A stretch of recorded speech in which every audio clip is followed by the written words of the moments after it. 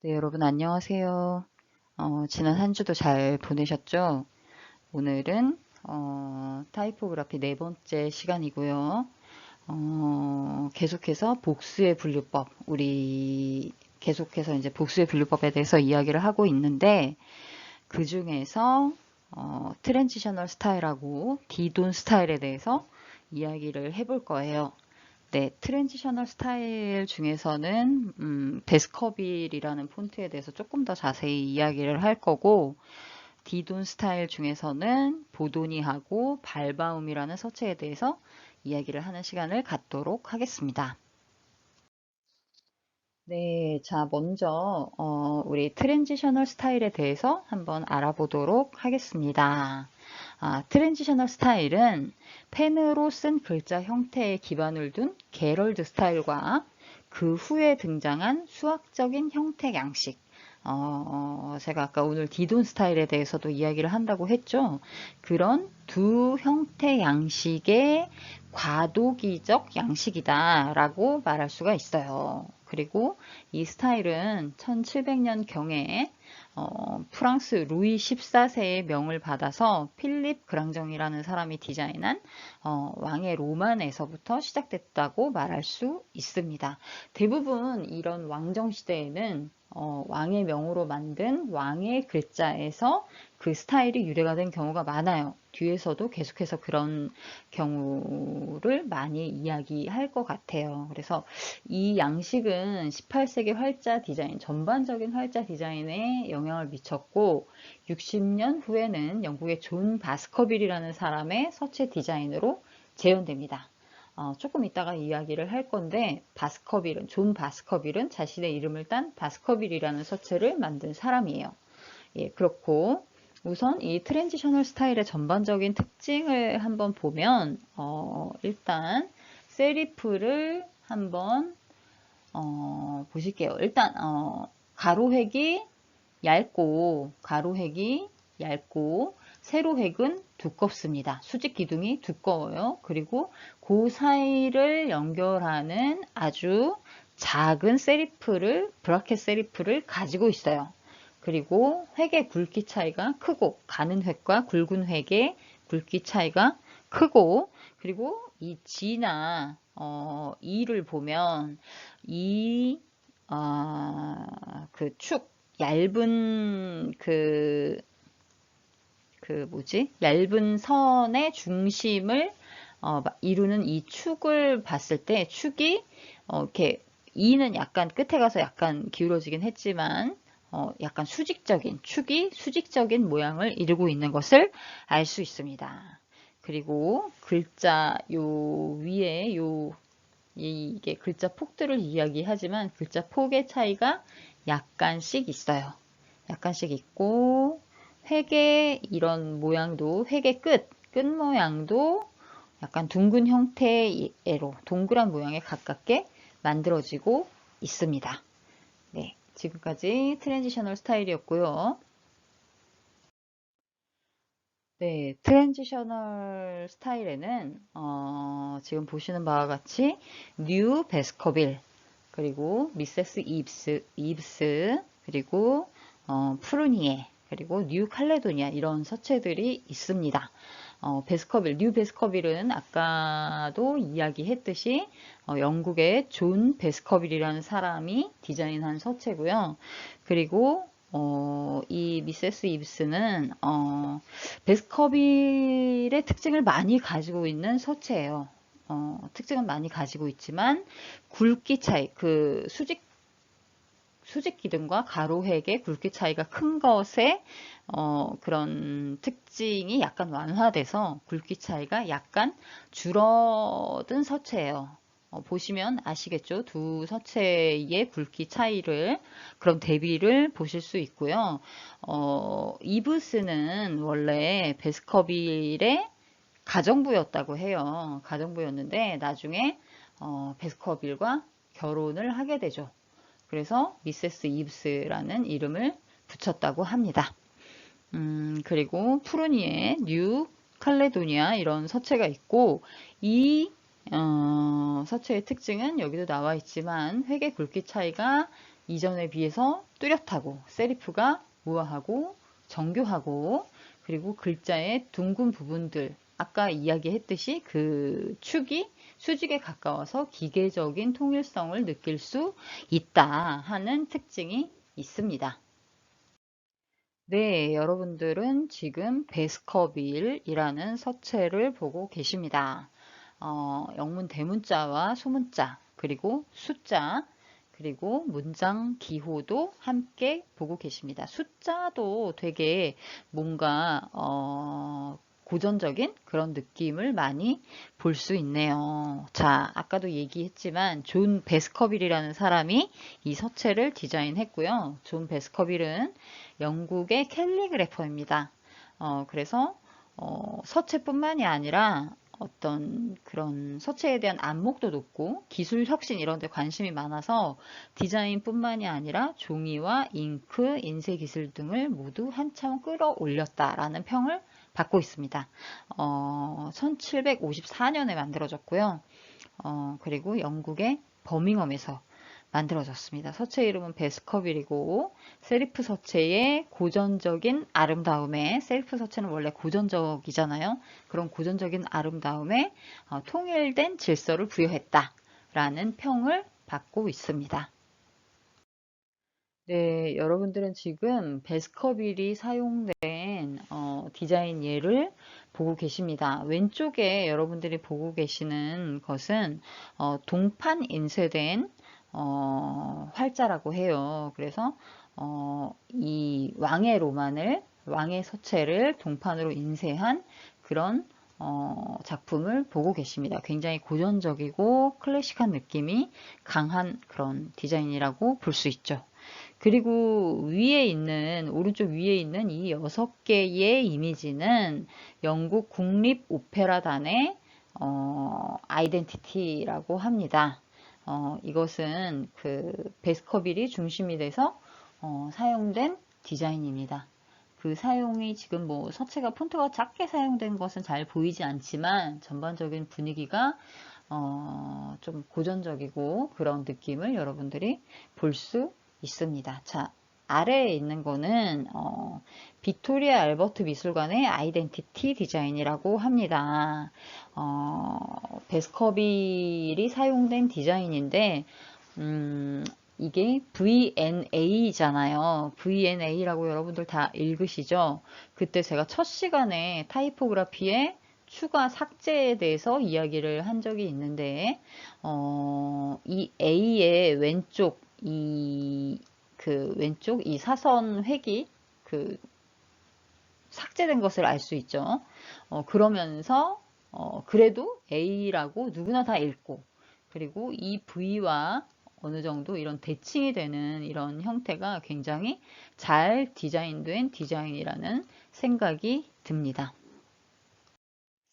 네, 다음은 디돈 스타일입니다. 디돈 스타일은 디덧이라는 서체와 보돈이라는 서체에서 볼 수 있는 그런 특징을 가진 서체들을 말하고요.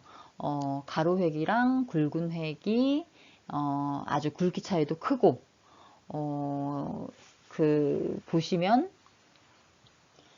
그 가로획은 굉장히 얇고 세로획은 굉장히 굵죠. 그리고 이 두 획이 만날 때 이런 브라켓이 없어요. 곡선으로 이루어진 브라켓이 없이 완전한 그런 직선 두 개가 만나서 서체를 이루고 있다라는 것을 알 수 있고 그리고 요 A나 G나 E를 보면 이런 둥근 형태의 글자들의 축이 완전히 수직을 이루고 있는 것을 알 수 있습니다. 점점점 이제 앞에서부터 우리 휴머니스트 스타일부터 계속해서 보면 이 축이 약간씩 기울어져 있던 것이 이 앞에 이야기했던 서체에서도 거의 수직에 가까워졌는데 여기서는 완전히 그 축이 수직이 된 것을 알 수 있습니다. 그리고 이 획의 마무리는 굉장히 둥글죠. 굉장히 둥글고 이 둥근 형태의 글자의 안에 있는 공간도 그렇게 넓지 않다는 것을 알 수 있습니다. 네, 여러분들은 지금 보도니 서체를 보고 계신데요. 보도니 서체에 대해서 자세히 이야기하기 전에 조금 빼먹은 게 있는데 이 디돈 스타일의 서체에는 뭐가 있느냐 하면 아까도 얘기했듯이 디돗이라는 서체가 있고 보돈이라는 서체가 있고 발바움이라는 서체가 있고 그리고 페니스라는 서체가 있습니다. 여기서는 보돈이와 발바움에 대해서 아마 이야기를 하게 될 거고요. 보돈이를 조금 자세히 보시면 저도 개인적으로 굉장히 좋아하는 서체예요. 디자이너들이 보통 물론 어떤 의도나 작업을 할 때 작업 방식에 따라서 조금 다르겠지만 보통 디자이너들은 굉장히 깔끔하게 정리된 것을 좋아하는 편이에요. 그래서 저 같은 경우도 개인적으로 이런 세리프가 있는 고전적인 서체를 좋아하면서 근데 그 안에서도 굉장히 명료하고 세련된 느낌을 주는 이 서체를 굉장히 선호하는 편이에요. 네, 그럼 보도니는 잠 바티스타 보돈이라는 사람이 만든 서체고 역시 자신의 이름을 따서 서체를 만들었어요. 참 이렇게 계속 보면 디자이너가 자기 서체를 하나 개발을 하고 그리고 자신의 이름에 그 서체의 이름을 자신의 이름을 따서 만들잖아요. 근데 개인적으로도 좀 그런 욕심이 자꾸 드네요. 좋은 폰트를 개발을 하고 그것을 이제 내 이름을 붙여서 만들 수 있다면 정말 좋을 것 같아요. 그러니까 여러분들 본 적이 있는지 모르겠지만 안상수채라고 있어요. 안상수채도 우리나라에서 굉장히 유명한 타이포그래퍼 안상수 교수님의 이름을 따서 만든 서체죠. 뭐 하여간 그렇고 보도니는 잠 바티스타 보도니라는 사람이 1790년에 이탈리아 파르마에서 만들었습니다. 인쇄술이 많이 발달을 하다 보니까 그 시대에 맞게 이렇게 굵기 대비가 강하고 수학적인 비례가 아름다운 이런 서체가 만들어질 수 있었다고 해요. 여러분들도 보도니를 잘 사용을 하면 굉장히 고전적이면서도 심플하고 세련된 느낌의 디자인을 할 수 있을 거라는 생각이 듭니다. 네, 여러분은 지금 보도니 서체가 사용된 디자인을 보고 계십니다. 자, 첫 번째에 있는 이 디자인은 The Portrait in the Renaissance, 르네상스의 초상화라는 책의 그런 커버 디자인을 여러분이 보고 계십니다. 뭐 서체가 작아서 사실 뭐 잘 안 보이실 수도 있는데 역시 클래식하면서 세련된 느낌의 디자인을 볼 수 있고요. 그리고 아래에 있는 이 자주색 이 디자인은 초대장 디자인이에요. 전시회 초대장 디자인이고 그 티슈에 이 서체를 인쇄를 했다고 해요. 티슈 종이에. 그래서 조금 더 이게 뭔가 그 외곽이 깔끔하지 않고 뭔가 울퉁불퉁하면서 이렇게 자연스러운 느낌이 나잖아요. 이게 티슈에 인쇄를 했다고 합니다. 뭔가 그런 의도나 목적이 분명한 디자인이라는 생각이 들고요. 가운데 있는 이 디자인은 어떤 책의 본문 디자인이에요. 본문에 펼쳐진 형태고 그 책이 뭐냐면 하퍼스 바자라고 하는 잡지입니다. 이게 뭐 몇 월인지는 언제 나온 몇 월호 책인지는 정확히 모르겠지만 워낙에 하퍼스 바자가 유명한 잡지이기 때문에 그 알렉세이 브로드비치가 디자인을 한 본문 디자인이에요. 그 알렉세이 브로드비치도 굉장히 유명한 디자이너니까 여러분들이 한번 알아두시면 좋을 것 같고 사진하고 이 서체의 배열이 사진과 굉장히 잘 어울리고 잘 맞아 떨어지는 그런 디자인이라고 할 수 있습니다. 물론 그 안에 폰트도 사용한 폰트도 굉장히 좋지만 전반적으로 양쪽 페이지가 잘 어우러진 디자인이라고 할 수 있습니다. 그리고 오른쪽 아래에 있는 이 디자인은 어시니움이라는 호텔의 아이덴티티 디자인이라고 해요. 아무래도 호텔은 물론 모던한 호텔일 수도 있지만 약간 좀 호텔 같은 경우는 대부분 지어진 지 오래되고 그런 건축물들이 많아서 클래식한 분위기가 많이 있는 것 같아요. 그래서 거기에 맞는 그런 잘 어울리는 그런 디자인이라는 생각이 드네요. 네, 여러분은 지금 발바움이라는 폰트를 보고 계십니다. 어느 나라에서 만들어졌는지 알겠죠? 발바움이라고 읽히는 것이 W가 발바움이라고 읽히는 것이 독일에서 만들어진 서체예요.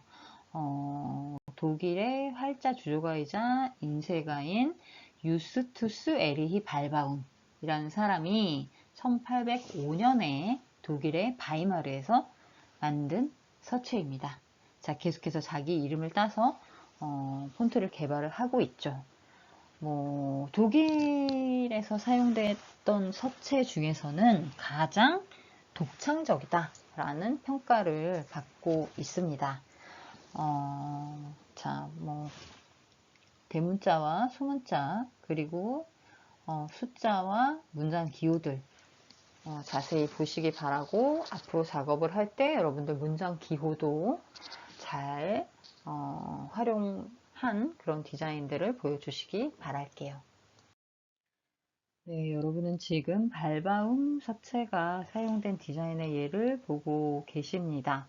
자, 왼쪽을 보지 마시고 오른쪽 위에 있는 이 노란색 디자인을 보시면 이것은 테이트 리버풀 갤러리의 아이덴티티 디자인이에요. 그래서 위에는 굉장히 붉은 산세리프 서체가 사용이 됐고 뭔가 약간 아주 안정적이지는 않지만 그래도 굉장히 눈에 띄고 주목도가 높죠.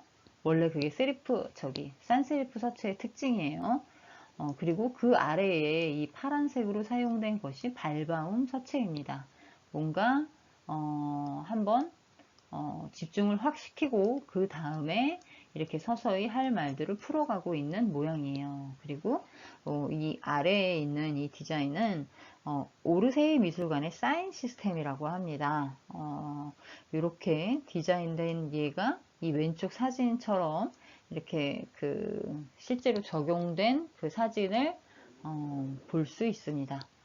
굉장히 저는 이게 굉장히 세련돼 보이는 이유가 이 얇은 획과 굵은 획의 굵기 차이가 굉장히 강하기 때문이라고 생각해요. 이 대비가 강한 것들이 색깔도 물론 목적이나 그게 각각 다르겠지만 대비가 강한 색들이 굉장히 세련된 것 같거든요. 근데 여기는 지금 화이트하고 블랙밖에 없지만 획의 굵기의 차이를 명확하게 함으로써 굉장히 좀 세련된 그런 느낌을 준다고 할 수 있겠습니다. 지금까지 뭐였죠? 처음에 베스커빌이 들어간 트랜지셔널 스타일 하고 그리고 디돈 스타일에 대해서 이야기를 해봤습니다. 점차로 물론 휴머니스트 스타일이 가장 펭글쇼와 비슷한 그런 서체 디자인이었는데 점차 세리프 서체가 어떤 수직적인 어떤 그런 균일함 그리고 비례가 명확해지는 그런 과정들을 여러분들이 볼 수 있습니다. 예, 두 가지 스타일, 트랜지셔널 스타일과 디돈 스타일에 대해서는 여기까지 마치도록 하고요. 이후에 점차 이제 세리프 서체의 세리프가 산세리프로 넘어가면서 어떤 변화를 거치는지 여러분들이 또 보실 수 있을 거예요. 네, 수고하셨습니다.